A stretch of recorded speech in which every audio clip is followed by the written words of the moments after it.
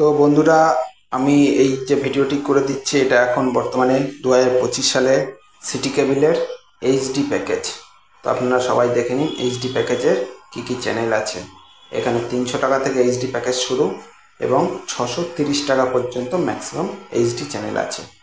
ঠিক আছে, তো আপনারা দেখতে থাকুন।